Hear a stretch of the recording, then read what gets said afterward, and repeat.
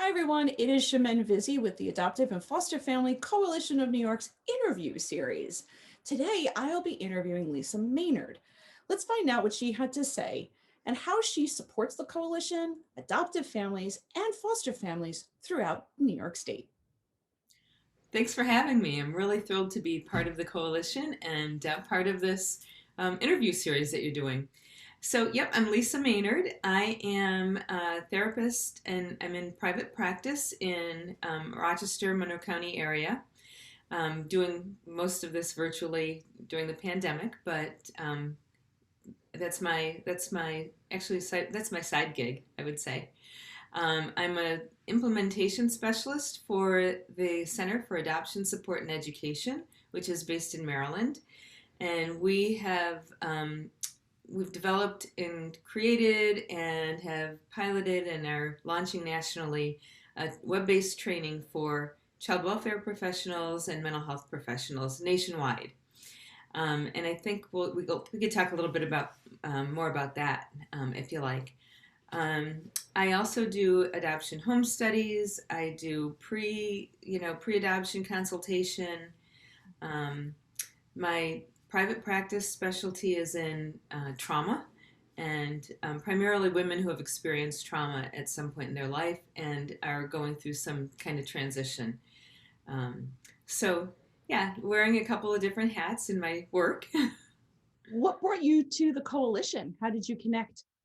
Yep. So, gosh, feels like a million years ago, many years ago.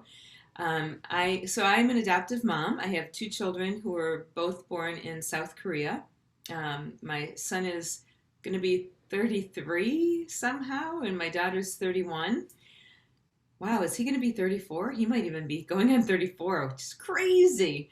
Um, but anyways, I was the founder of a parent group when my son was about, gosh, I want to say he was maybe 4 years old or something like that.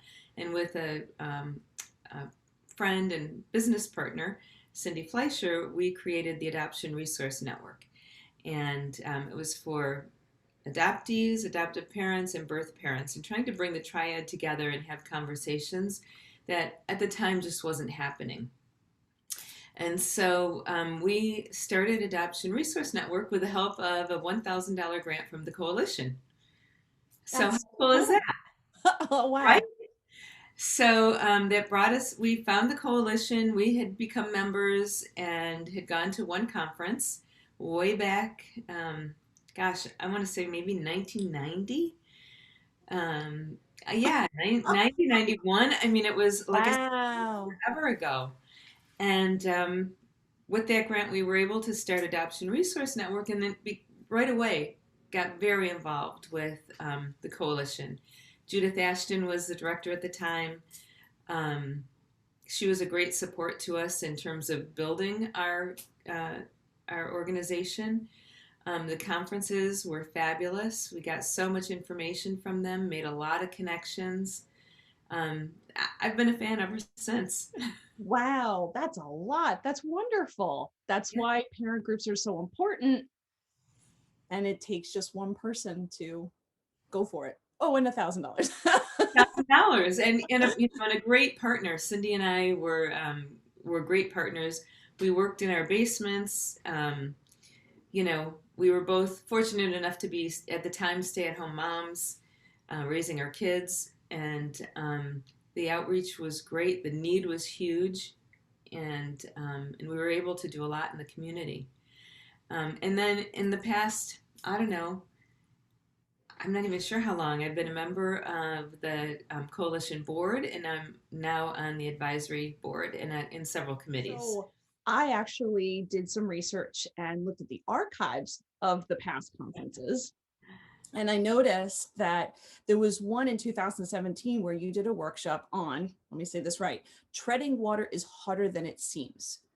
Would you explain a little bit to the community out there? What exactly were you focusing on that workshop? Um, yeah. I often hear from people, typically outside of the adoption arena, who say, those families just don't get enough training. That's why the kids have problems. Um, that's why kids don't stand. There's that lack of permanence. the families can't handle it because they didn't get adequate training. And I worked at Hillside Children's Center for about 12 years and did foster and adoptive parent training. And, the training is pretty intense and pretty comprehensive. And my belief is that you can't train people for something that they don't really actually, they're not experiencing, right? So the foster and adoptive parenting typically takes place, I don't know, at least 6 to 9 months ahead of time, and usually at least a year. It's usually more like a year or two prior to there's an actual placement. And that is for any type of adoption, whether it's through foster care, international, or an infant adoption. There's a time gap between the training and actually doing the parenting, right?